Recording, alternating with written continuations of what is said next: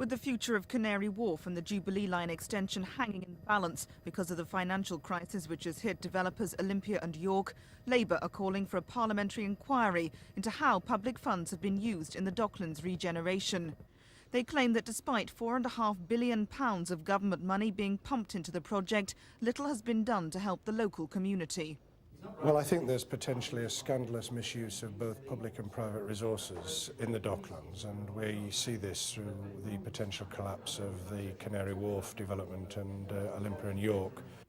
Labour's call coincides with a new report by the Consultative Committee, which represents local councils and community groups around Docklands. It condemns Canary Wharf as a disaster for the area and calls for management of Docklands to be transferred back to local authorities. They ploughed millions, billions of pounds into supporting what effectively is a property-led strategy. It's fundamentally flawed. The money doesn't actually go into rejuvenating or helping the local community. It doesn't build on the basis of the employment that's in the area. It sweeps all before it and, in a sense, leaves the people in the area looking on just as spectators. The Consultative Committee claims that just 2,770 new jobs have been created in the Isle of Dogs enterprise zone since 1981. 50,000 were promised. Since it opened, they said like there's going to be loads of jobs about, but there's none. Completely. For my age group, there's none. It's a lie, isn't it?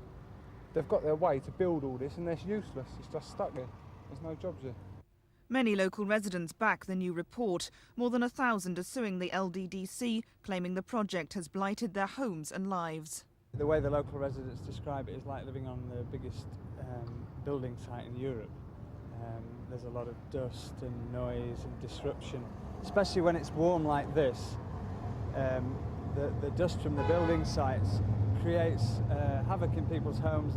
The LDDC tonight defended the Docklands development, saying it had created 20